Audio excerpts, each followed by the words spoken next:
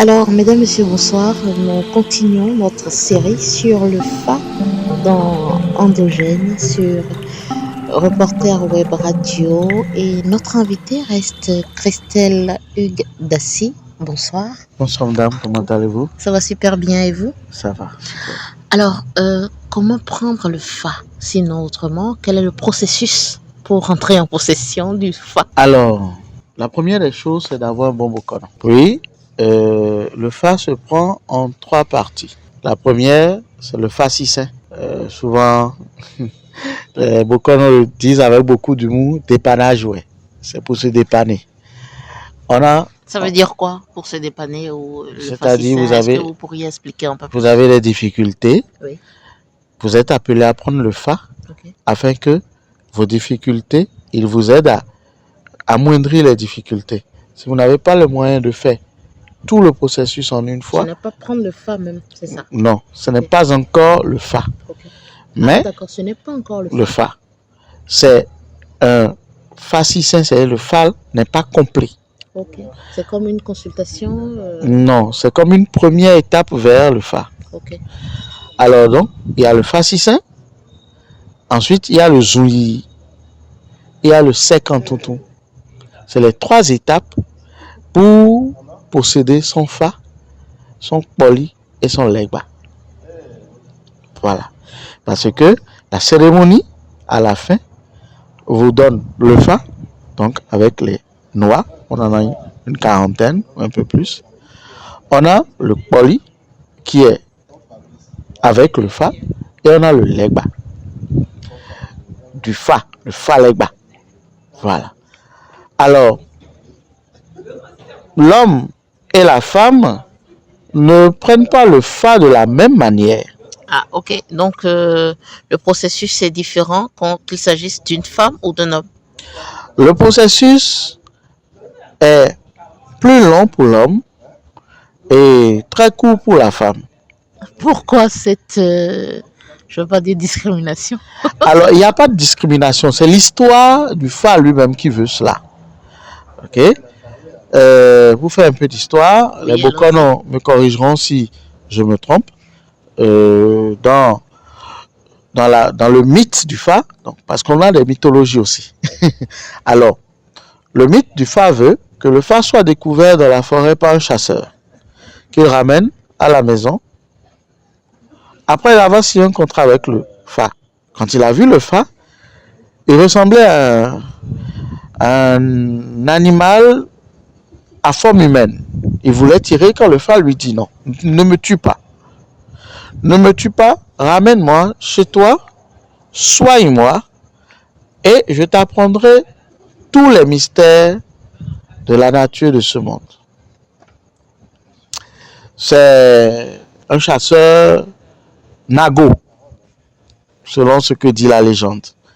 Et donc il a ramené, et le FA a mis une condition.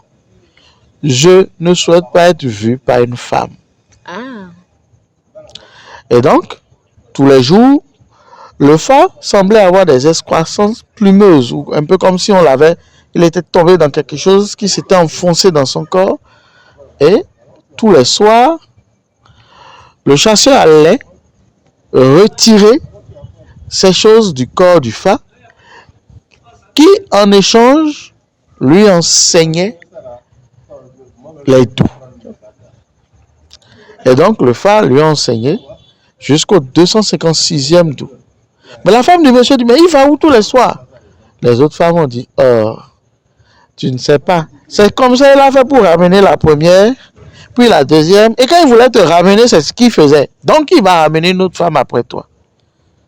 La petite femme jalouse a suivi l'homme.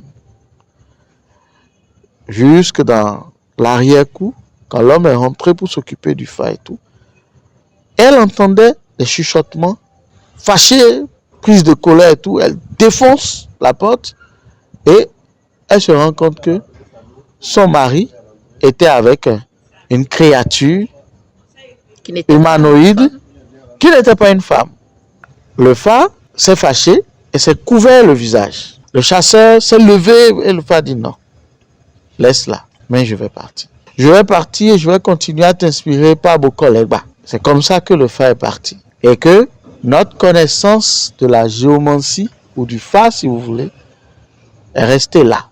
C'est à cause de la femme que toutes les connaissances que nous pouvions acquérir de ce monde ont été bloquées là. C'est une accusation. La jalousie de la femme. Bon, c'est ce que dit la tradition. Raison pour laquelle quand la femme veut prendre le Fa, elle s'arrête au Fa si saint, la première forme du Fa. Et qu'elle ne va pas dans le Zou. Et qu'elle ne fait pas le reste. Et donc, au Fa si saint, vous n'avez pas encore de signe de Fa. Okay.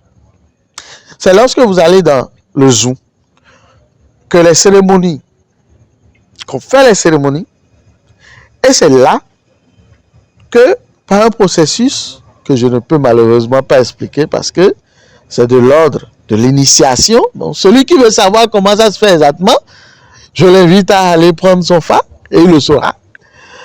Eh bien, c'est lors de ce processus-là que votre doux pour la vie est choisi.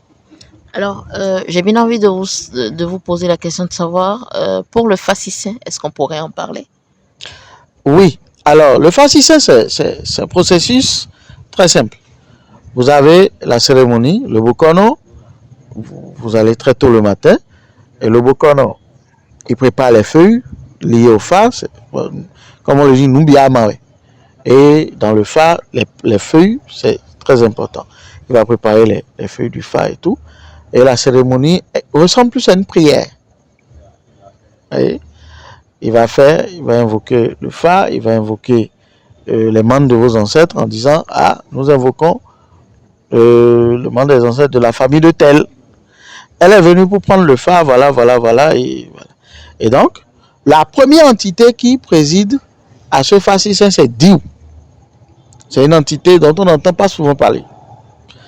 Diou. Donc, Diou est la première entité que l'on rencontre sur le cheminement du Fa.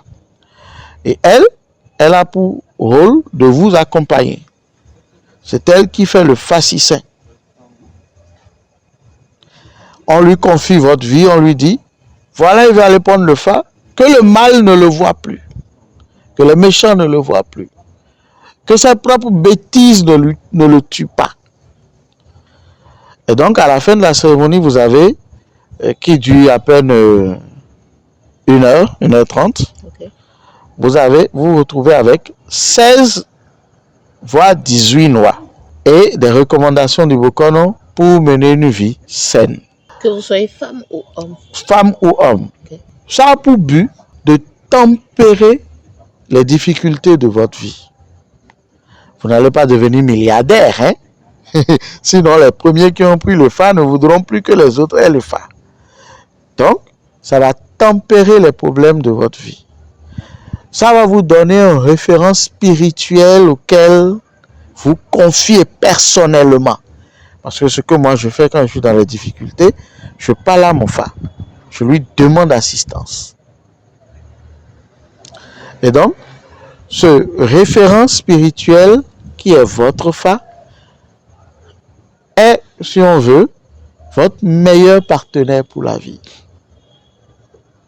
Vous voyez? Et donc, pour la femme, le processus s'arrête là. De temps en temps, 1 à 2 fois l'année, elle peut donner à manger à son Fa. Le Fa ne prend pas de sang, c'est l'un de ses interdits. Pas de sang, pas de piment, pas tout ce qui pique, tout ce qui relève du sang et tout ça, le Fa n'aime pas ça.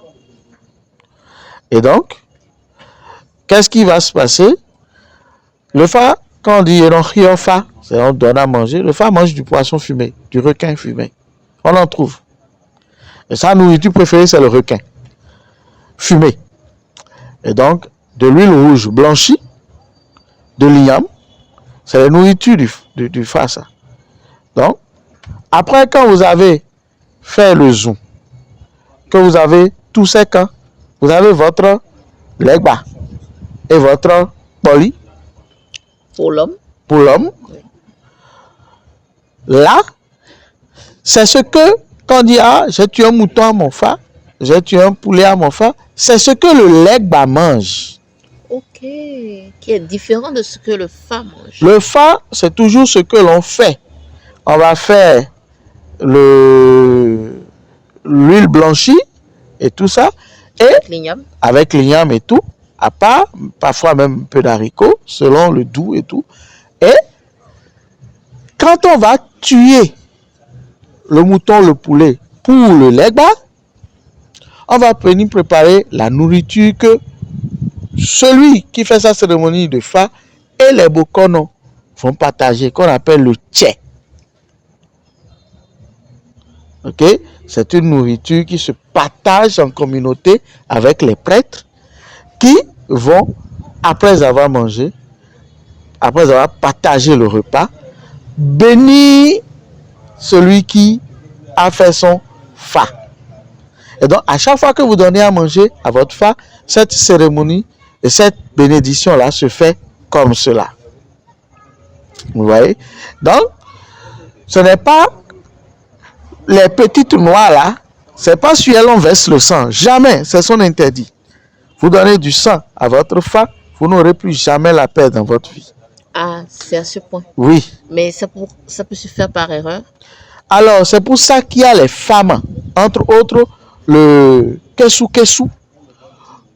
qui est la plante préférée du fa, parce qu'avant d'aller toucher son fa, vous savez, on peut se toucher le visage, se presser un petit bouton, et il va avoir un petit résidu de sang. Si vous touchez votre fa avec, vous lui avez déjà donné le sang comme ça. Alors, donc, il y a le kesu. On se purifie la main avant d'aller toucher son fa. Hein? On appelle ça amansi chez nous. Donc, c'est important quand on veut, même en privé, à la maison, quand on veut aller parler à son fa et tout, on se lave les mains, on se purifie les mains. Parce que le kesu a tendance à désactiver tout ce qui est sang et autres. Et donc, vous pouvez toucher votre fa en toute sécurité. Mais qu'est-ce qu'on risque lorsque par maladresse, on donne du sang au fa? La première des choses, quand on se rend compte, c'est d'appeler son bokono. Pour que le bokono fasse les cérémonies nécessaires pour que ça ne dégénère pas. Le fa ne fait rien de violent. Le fa déteste la violence. Le fa n'aime pas le sang. On ne sacrifie pas les noix de palmier, c'est ça le fa. Le sang ne l'approche pas.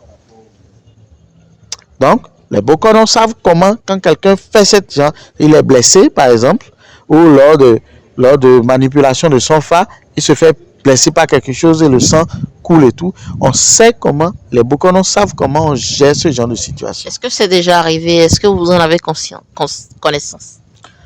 Je n'en ai pas connaissance, mais je sais que c'est des choses qui sont arrivées dans le passé à des gens. Et si les bokonos insistent pour qu'on se purifie avant de toucher son fa, c'est parce que les conséquences peuvent être très graves. Alors, Monsieur Christelle Lassy, tout à l'heure, vous évoquiez, à part le fa, le poli et le legba. Oui. Est-ce qu'on pourrait parler du rôle de chacune de... Je ne sais pas si c'est des entités aussi. Alors, non, ce sont des... Le legba est une entité. Ok. Alors, quand tu possèdes ton fa, on a dit tu es un bokono. Ton premier fétiche, tout premier fétiche, c'est le legba, le fa legba. Le legba qui est le messager. Si on va faire une juxtaposition avec les Grecs, c'est MS dans notre panthéon. Ok. Mais c'est aussi le gardien. Il veille sur la maison. Il veille sur la fertilité de l'homme. Donc, c'est toujours des hommes qui possèdent les legba. Ok. La virilité de l'homme. Donc, lors de la conception, on vous remet le petit zizi métallique, vous le posez sur votre zizi et vous faites la prière. Est-ce qu'il est arrivé que des hommes qui ne sont pas virils ou fertiles prennent le fa legba? Quand vous avez votre fa, vous avez le legba. Okay. Viril ou pas. Okay. C'est pas une chose que les bokonos vous demanderont. C'est sûr. Mais bon, le culte veut que vous prenez le petit zizi métallique là, vous le collez contre le vôtre et vous donnez des coups de hanche comme ça et vous dites la kounek bénéa. Jamais mon bref ne perdra sa puissance. Et ça va faire le zizi de votre legba. Alors, le legba a pour fonction de veiller sur la maison. C'est ce que vous dites à votre entité, legba, qu'il écoute et qu'il entend et qu'il fait. Vous voyez? Ce legba-là, il vous assiste et assiste votre fa par rapport aux autres entités du Panthéon. C'est lui qui, lorsque vous faites quelque chose sur votre fa, le fa lui dit, on veut tel. Demande assistance à tel pour nous. C'est pour ça qu'on a toujours un legba. Le poli, c'est comme la partie, c'est un peu comme la partie fétiche du fa. Est-ce que, avant de parler du rôle du poli, est-ce que il nous arrive de demander des choses négatives au legba? Bon. Est-ce qu'on est libre de le faire? Oui. Le legba, dans le vaudou, le legba, il fait bien des choses. Le legba, c'est une entité. Il est libre. Et positive ou négative? Il est ou apprivoisé? En fait, il est au milieu des deux. Ok. Il y a des gens, par exemple, les Tolegba là, ils sont au bord des carrefours. Les gens vont faire des piquets pour que ceux à qui ils doivent ne se souviennent pas d'eux. Ou ne réclament plus la dette. Et il y en a qui trouvent satisfaction. L'entité, et comme on dit, nos fétiches, ce n'est pas des dieux. C'est des entités apprivoisées. Il n'y a qu'un seul Dieu. C'est Dada Segbolissa. Maou, Mumbiou, Petoro, Mahomet. Nous sommes des monothéistes. Il y en a qui vont dire que je dis des conneries, mais c'est vrai. Nous sommes des monothéistes et toutes les entités qui peuplent notre panthéon sont des entités mandataires de Dieu Tout-Puissant. Mais ce ne sont pas des dieux. C'est pour ça que quand on dit vaudou Yahweh, dans la tête de quelqu'un qui parle bien Fongon et toute autre langue, s'y rapprochant, ça ne sonne pas comme Mao. Bien la différence. Et donc, le legba, votre falegba, moi je ne sais pas, j'ai jamais utilisé mon falegba pour des choses négatives, mais je pense qu'un legba, pour ce que j'en sais, est au legba, bon, le legba, quand il est à la maison, c'est un legba. C'est souvent le falegba qui devient le legba. Quand il est au dehors, quand ça appartient au peuple, c'est tolegba. Quand c'est dans un couvent, ça peut être un hulegba, tout ce qu'on veut. Bon, donc, il y a des rites qui ne sont pas des rites vaudous. Il y a des rites à caractère beau, gris-gris, des sorts qu'on peut lancer, qui détournent parfois l'egba de sa mission bienfaitrice pour des choses négatives dont il est tout à fait capable d'exécuter. Enfin, il est compétent en cela. Il est préférable de l'utiliser pour les bonnes choses, mais il y en a qui l'utilisent mal. Venons-en au poli maintenant. Alors le poli, comme je disais, c'est comme un talisman. C'est la partie, si on veut, fétiche du fa. Elle va avec le fa, on la fabrique, on la conçoit le même jour que le fa. Les deux vont ensemble, mais elle a plutôt le rôle de canalisation de toute l'énergie spirituelle du fa.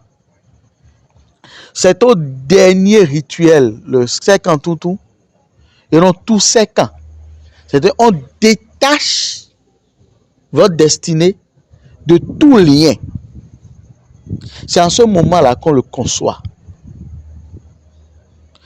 Elle vient représenter toute l'énergie de votre destinée à côté du fa que vous avez.